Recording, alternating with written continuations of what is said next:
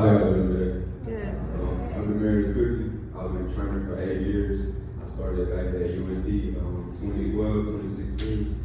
I minored in kinesics and I majored in entrepreneurship, and that's where I found my passion. Today I'm here to talk to y'all about strength training, the importance of fasting, and then I'm going to demonstrate a couple of simple exercises you can do to get your fitness journey jump started. Okay. And Dr. Wagner already touched on strength training. This is me right here. Add my website. But yeah, she already touched on strength training a little bit. I'm going to touch on it a little more. Most people think that strength training is all about being like big and swole and just getting strong, and it's not all about that at all. Like that helps. Strength training helps reduce loss of bone mass and loss of muscle mass as well. And also, like she said, help reduce the risk of injury. You know what I mean? That's big. The biggest availability is mobility. You know what I mean? If you're not mobile, you can't move, then you can't be available for anything. You know what I mean? So that's the big one. Fasting. I'm gonna talk about fasting a little more. So I personally fast till 12 o'clock. Like that'd be my goal. Like 12 noon is my fasting time, and I go to sleep by around like 10, 11. So, like she said, sleeping is included in your fasting. I wake up about 8 o'clock, and then I have a day, I have my training sessions, and then I have the option to start at noon, but some days I'll be so busy, I don't eat till like 3, which is great for the fast, you know what I mean? It's okay, the longer you can wait, the better, okay? So, and if you have any questions, let me know. If I'm moving fast, let me know.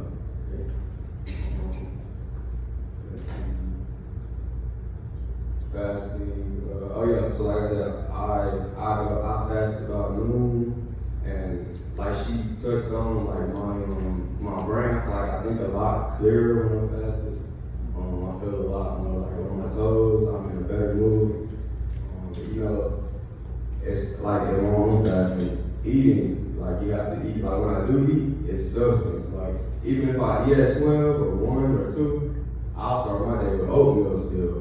I didn't eat breakfast, but what I put in my oatmeal is fruit, honey, cinnamon, stuff like that, to make it all worthwhile for the weight. You know what I mean?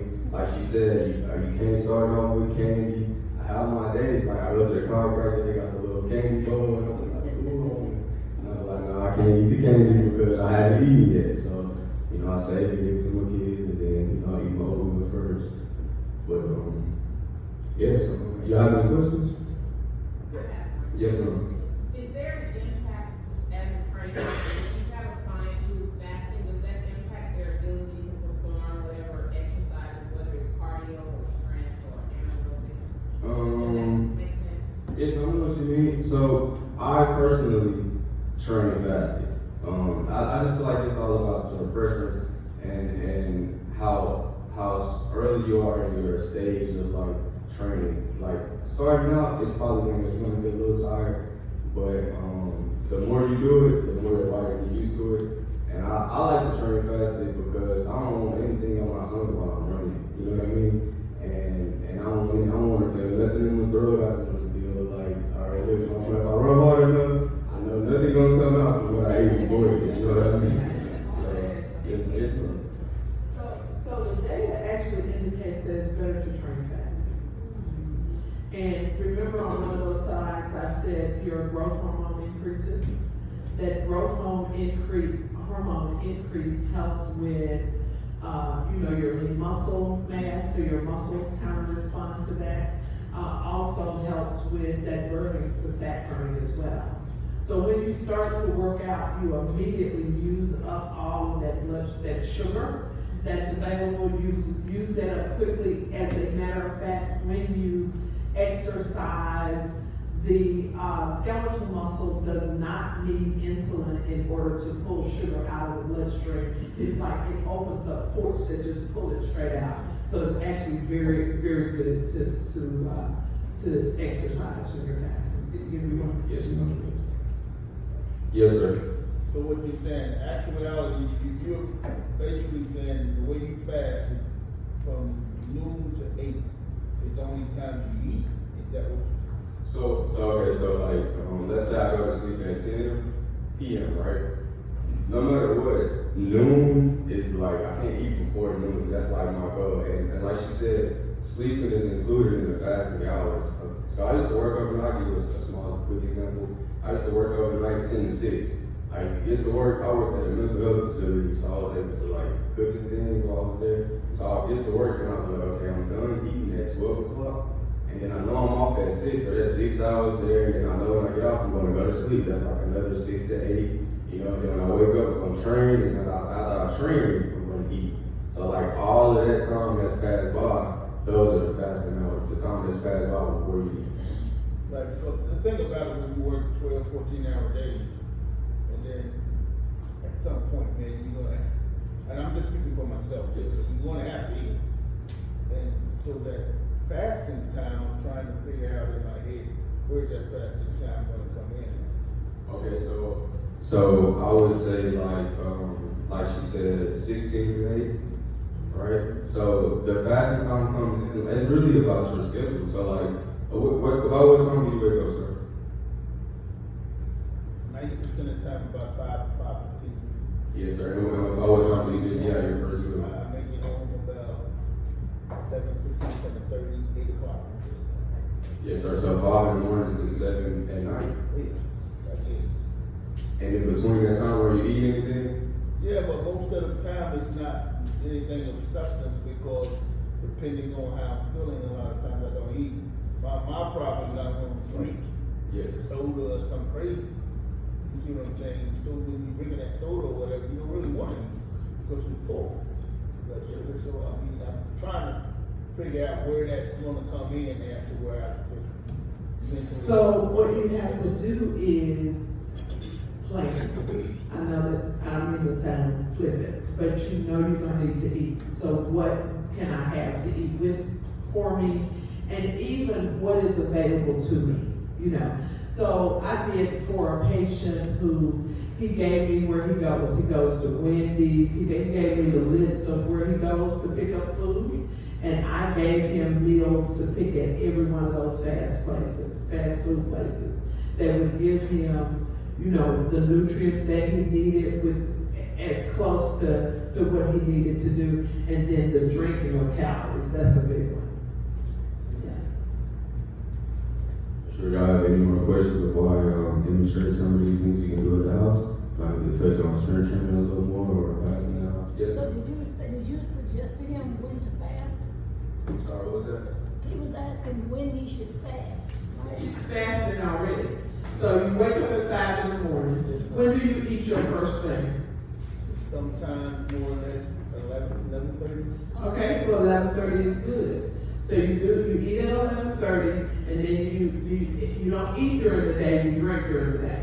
Pretty much. I mean, So, yeah, so my suggestion is to make sure that you eat something during the day that you took with you. So you got that. Are you gonna eat something at 8 o'clock at night when you get home, or 7:30? Most of the time, what I do is I try to go to the gym and work out, and as he's saying, I can't have anything on my stomach if I'm going. When you work out. So then, and then you eat after? It just depends on how late I get home. Yeah. So you are fasting. You are fasting. You already got a lot of fasting in there. Fasting simply means periods that you're not eating. The issue is, what are you consuming when you do? So it's not the fasting side we have to fix, it's the consumption side we have to fix, I think.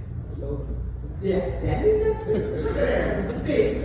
Thank you. Yes, sir. And honestly, from what I've heard you say, the biggest thing is the soda. If you turn that soda into water, you on the right track. Honestly, you know what I mean. So I will try to get it out the soda and turn that soda to just drinking water, and that literally keeps you on that fast. But the soda has sugar, so it's going to spike your insulin level, and the fast is over as soon as you drink the soda. You know, you can't even eat too many pieces of gum, and it's literally like that serious. Any more questions before I demonstrate what you can do in the house or at work or anything like that? So give us and she brought you some dumbbells just in case. So say you are somebody who has not moved at all. since Jesus was here last time. And you are in a chair. Y'all like that? To start with just what we're gonna do. So start with you. You don't move at all. Put the chair on the stage for me. Thank you. Don't take it home. Okay, there you go. So you haven't moved at all. What's some of the things that we can do for our, increasing our lean muscle mass? What's something we can do? What's some stability something? What's something for aerobic? Okay, so stability, like, can y'all hear me? Yeah. So stability is basically balance, all right? And everybody in here has imbalances. It's from the way we sleep, from the way we walk, from improper training, things like that.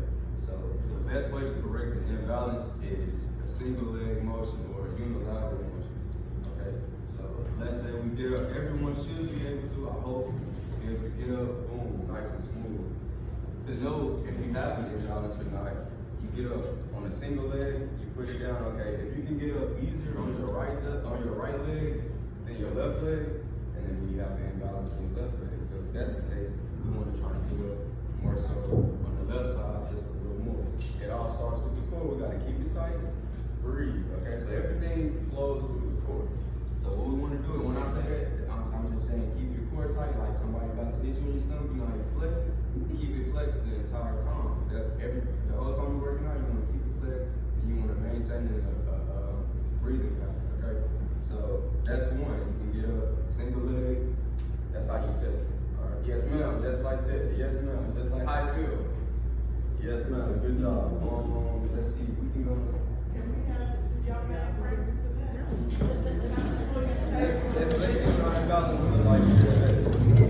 So if you think you have enough with one leg, I would try two first. try it first.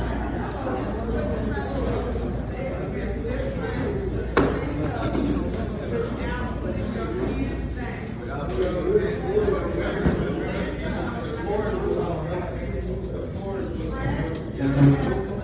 And trying to stand up without putting your hands just down. like that. Y'all feel that? Keeping it That's a tight. whole lot of workout. Yes. That's excellent.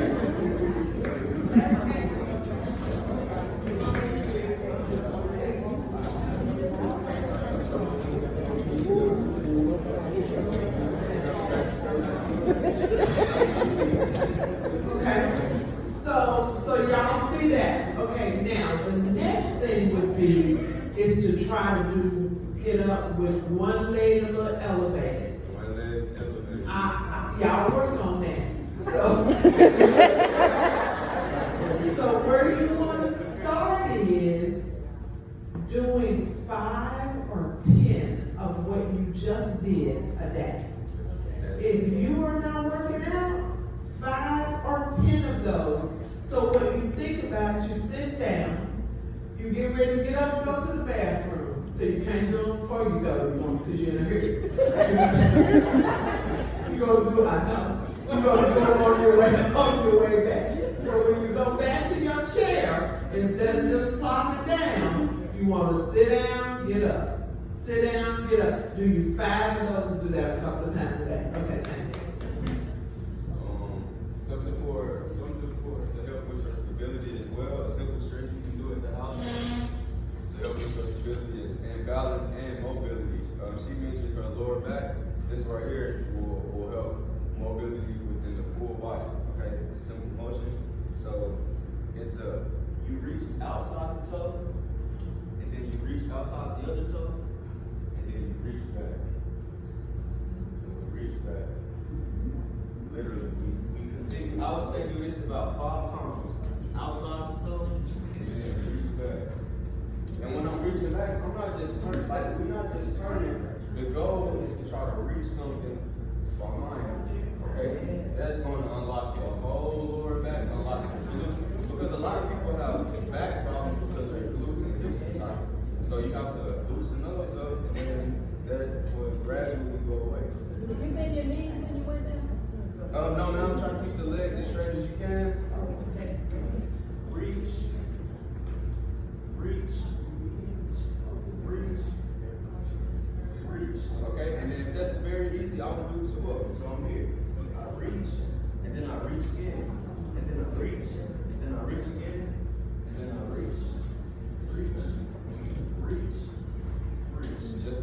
tell me something. That- Excellent, because one of the things that we lose is the flexibility of our spines.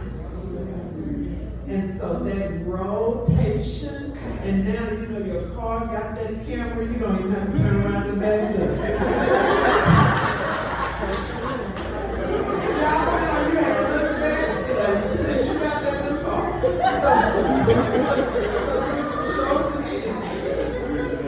That's excellent. So somebody said, do you bend your knees? If you need to. You need to start off. Yeah, until you work on enough stretching and flexibility that you don't. Excellent. Excellent. Y'all try that when you get to the house.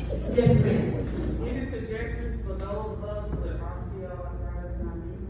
I'm sorry. Say it again. Any suggestions for those of us with bad knees? Yes, Bad ma'am. knees. So I have clients that had history of like knee problems. The first thing I tell you to do is get on the treadmill and walk backwards. Okay? Yes, ma'am. Walk backwards with a slight incline. That's going to activate the quads, the lower end of the quads, and that's what's going to strengthen these knees as well. I do. So if you're not there,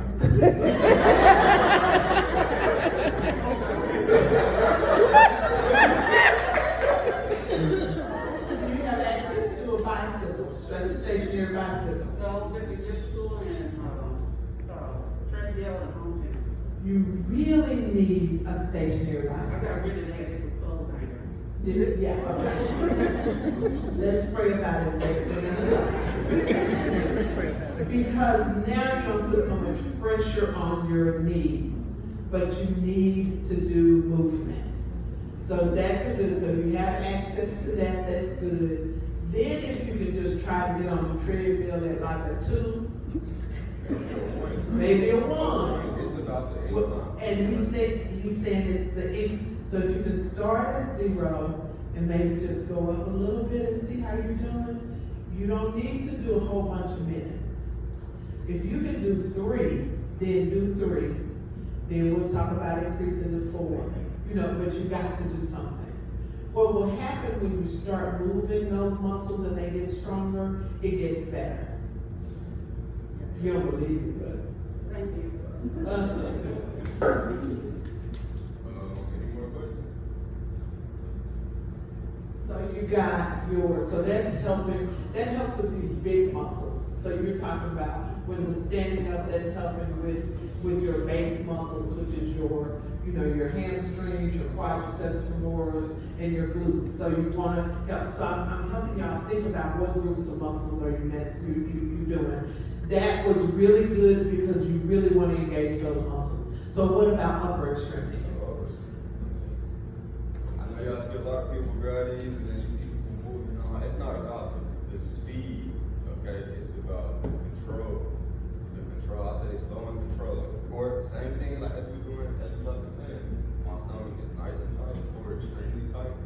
Chest up, that's how we want to work arms. I personally like to do I don't like to just go only bicep. Like if I'm gonna work, I like to do multiple muscle groups at a time. Compound movements is what it's called. So let's say let's say these are 5. Oh, this is the 5, this is the 10. Okay, let's say it both so let's say we here, boom. Instead of just working biceps with the curl, we go out. Right? We incorporate some shoulder as well. Bicep again. Instead of just going 10 of these, you want to go 20. You want to slow control. So when he's working on that, he's doing biceps and he's doing deltoid. So the deltoid muscle is this muscle that squares off your shoulder. A really important muscle. You know how when you get older, ladies, and your curves won't stay on your shoulder? Because your deltoid is gone. The deltoid helps to keep that muscle erect and that shoulder erect. Because when that deltoid gets weak, the shoulder collapses on itself. And now that interferes with movement. A lot of women don't do that muscle. So show it again. So here. And there's just one simple move you can do to work both muscle groups same time. Let's say you only have one dumbbell at the house, okay? Or if you want to incorporate your core, I use a single unilateral movement as well. So I can go here, then I go here. But since I have nothing over here, it's forcing me to activate my obliques on this side. So if you want to work your core and upper body at the same time, I will go single one motion, just like this. Boom. Now I'm incorporating calves and biceps and shoulders. You know what I'm saying? Excellent. So now, so you got your bicep, which is this front muscle, and you got your deltoid. Tell us what you would do for your tricep. For the tricep, I would like to do like a kickback. So I would find something where I'm nice and comfortable. Have my hand here. It's all about the angles. Me personally, I teach 90 degrees. So 90 degrees in the elbows. And when I say that, it's here to here. Okay? And I'm going straight back. Boom. Boom. You can use a 2, you can use a 5. You don't need a lot of weight for this one. Boom. Straight back. And like I said, it's not about it's being quick, it's slow and controlled. Boom. And I would get about 8 to 10 of those with or whatever works for you. You know what I mean? Like find your rep range and stick to it and just gradually get better from there. Another way I would say get the tricep, let's say this is a 15 and you can't do it on one arm. Let's go 2 arms. Down, full extension. Down, full extension. Okay, and everything we do, the core got to be tight, and we have to maintain a positive breathing habit. Okay.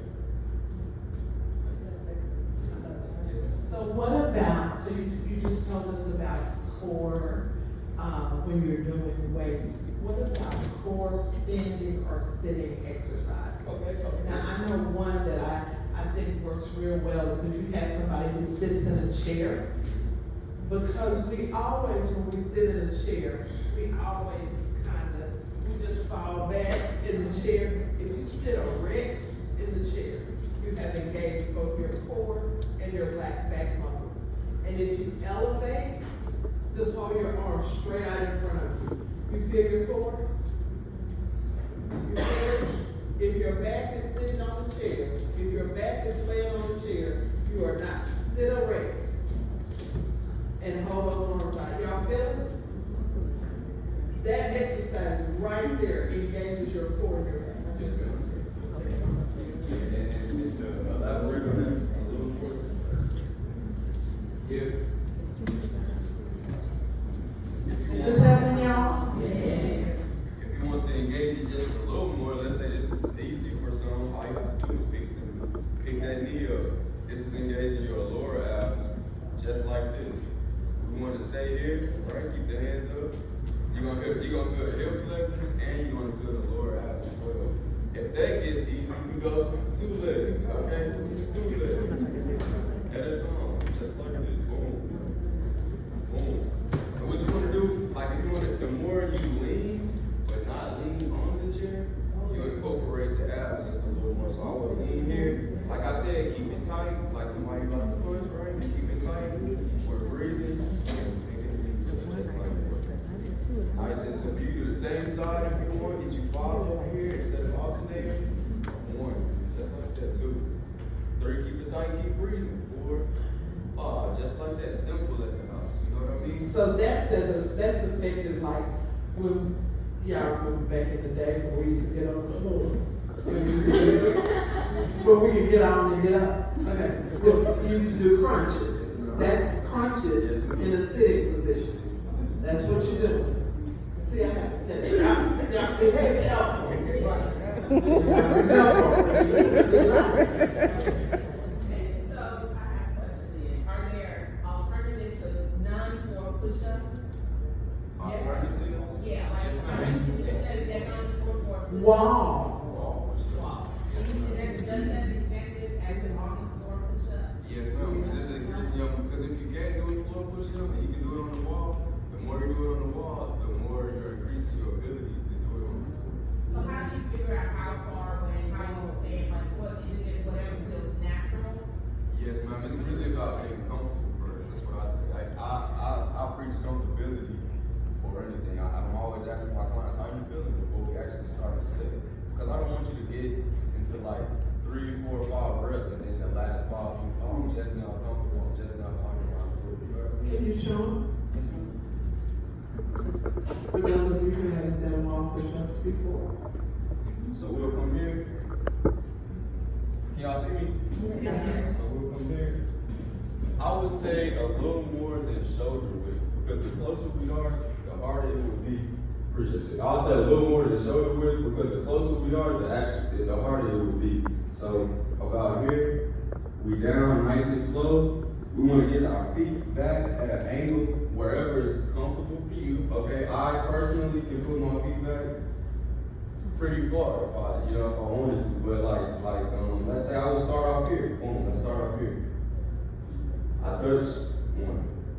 I feel my back activating. I feel my chest 2, nice and slow. And let's say, okay, that's easy. I go back with 1. Okay. 2. Okay, that's not too bad. So we go back a little more. We get deeper into it. Now I'm at the 90-degree angle I would be if I was on the floor. You see the difference? This is the floor angle here, but I'm still on the wall. My core is tight, like I was preaching. 90 degrees, right here, boom, straight back up. I don't know if y'all can see all the way to his feet. Can everybody see all the way to his feet?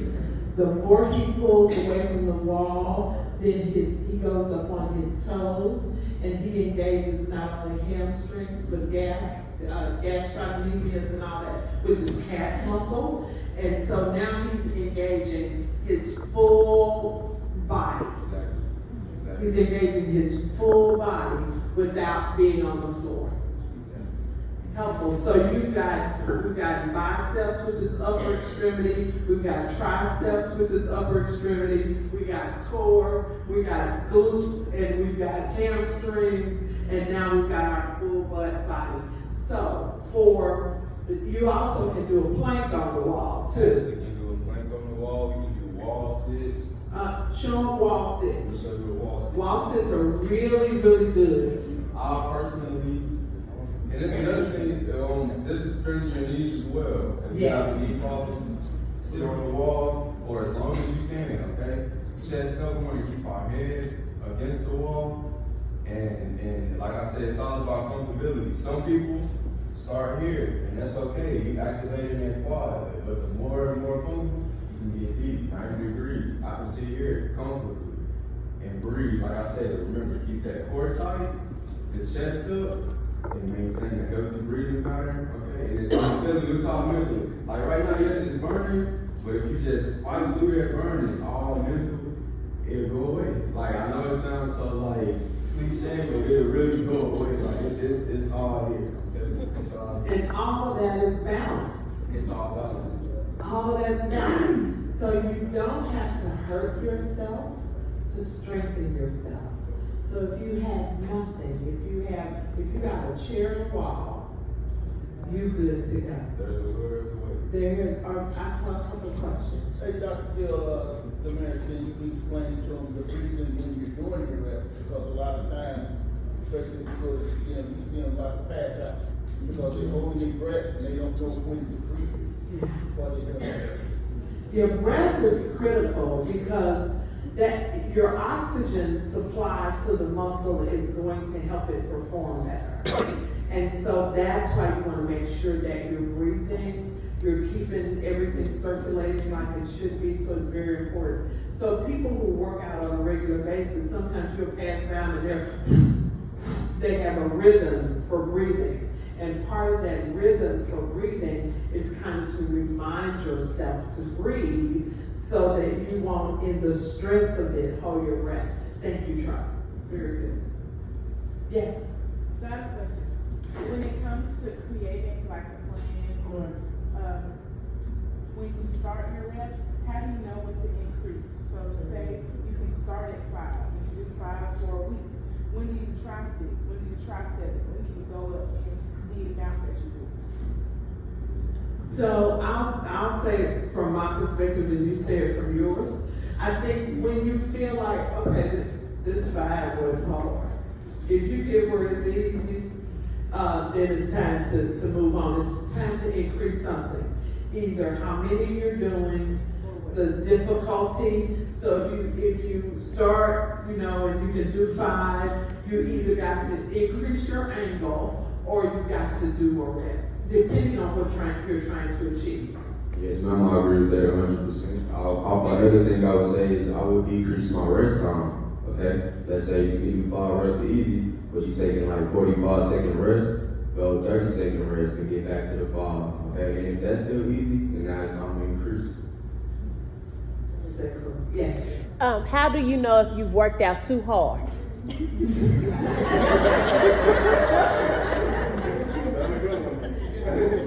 How do you know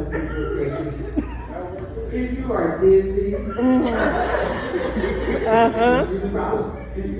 probably ought to back on that a little. Yeah. Sounds about right.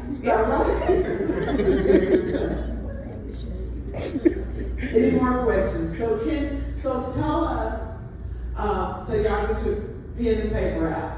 So this is gonna start, this is your plan for how you are going to exercise. So you need something aerobic. If you can walk, walk. If you can't walk, bicycle. If you have access to an elliptical. You want to start something aerobic, dance, something. So you want to do that. Your goal is to get up to 60 minutes, but let's say you've done nothing.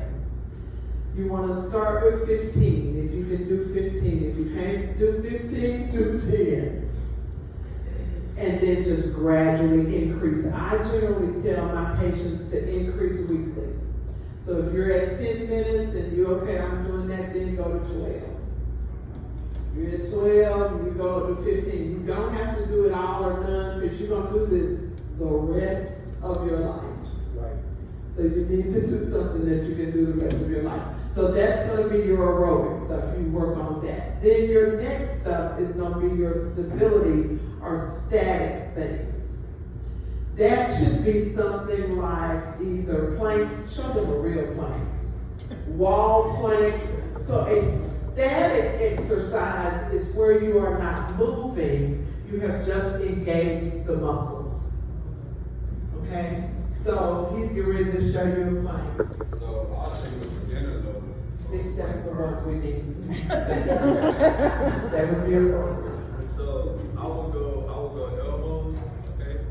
I will keep the elbows directly under the body. The moment they go above, then we work the shoulders, gonna make it uncomfortable for us. So you want to keep it right under your body, and you don't want your glutes too high in the air. You want everything to look parallel, just like this. We want to keep the core extremely tight as possible, okay? And if this is too much, I will drop to the knees first, all right? I will start on the knees, and I'm here nice and tight. Breathe in naturally, I'm calm, my core is tight. I'm going for as long as I can, and as soon as I'm just dropping down nice and smooth, take my break, and get right back to it, okay? Once this becomes easy, take the knees off the ground. Okay, keeping my body nice and flat, my shoulders under me. This is what it looks like if it's wrong, like this. You see people go here, you see it's very uncomfortable. Let me shut off this. You see my shoulders are under me, I have no stability, my lower back hurts. And then you wonder why it hurts. It's because the form is everything. So you gotta keep it directly under you. Boom, now I just feel the core. See this? See how he's straight? Show him how to do it wrong. Put your, that's I see this, I'm correcting it. I'm pushing it down, it's too high. Or I see this. You gotta keep it up. Nice and tight and keep breathing. Alright. show him a wall plank. Okay, so you're doing aerobic something, you're gonna start off with that, and then you're gonna plank. Now you can't plank on the floor yet, because we can't get down there yet, but Lord, we're gonna get some blessings, Lord, we're gonna pray, we're gonna get on the floor. Okay, so this is a wall plank. This is a wall plank. It's basically like the push-up position, but we just stand in it, elbows locked, core extremely tight, and we're here. Right, this position right here, I feel it core, I feel it in my shoulders. I'm getting calf release as well, great stretch. And like I said, the same things with the push-up.